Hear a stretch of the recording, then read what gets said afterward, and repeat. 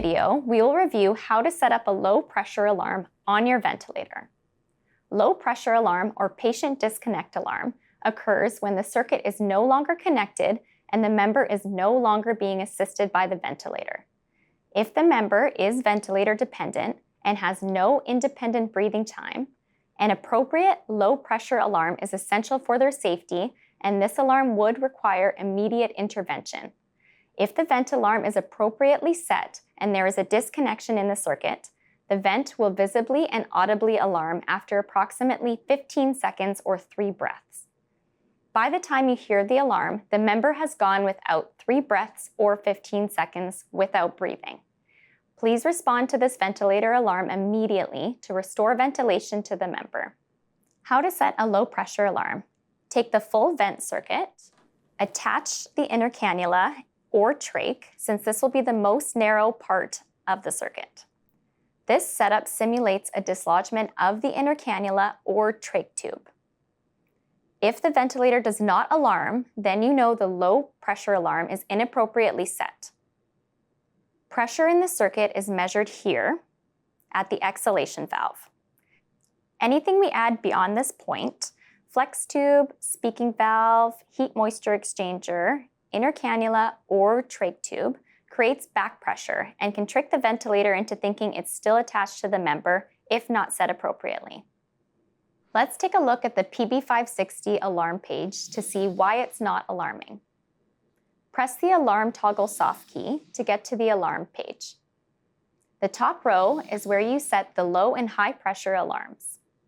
PIP stands for peak inspiratory pressure. The first box is the low pressure alarm. The middle box, the actual pressure that is being measured in the circuit. And the last box is the high pressure alarm. In this simulation, our actual measured pressure is reading 24, and the low pressure is set at 15. The ventilator thinks it is still attached to the member, providing ventilation, but it is actually not connected to anyone. The low pressure alarm is set too low. The actual measured pressure, when disconnected from the member, cannot read higher than the set low pressure alarm.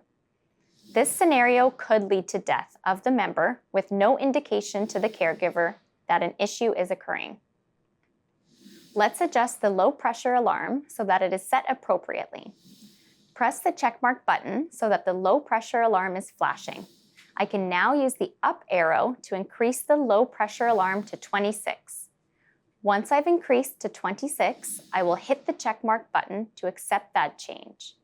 Now, after 3 to 4 breaths or 15 seconds, the vent will sense that it is disconnected from the member.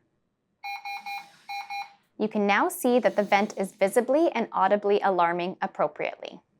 In summary, it's critical to set the low pressure alarm correctly to make sure the vent visibly and audibly alarms in a decannulation event.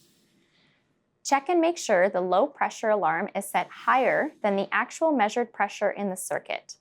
Every time you make a change to the circuit, such as a different size, type of trach tube, or the addition of an HME or speaking valve, you must recheck your low pressure alarm.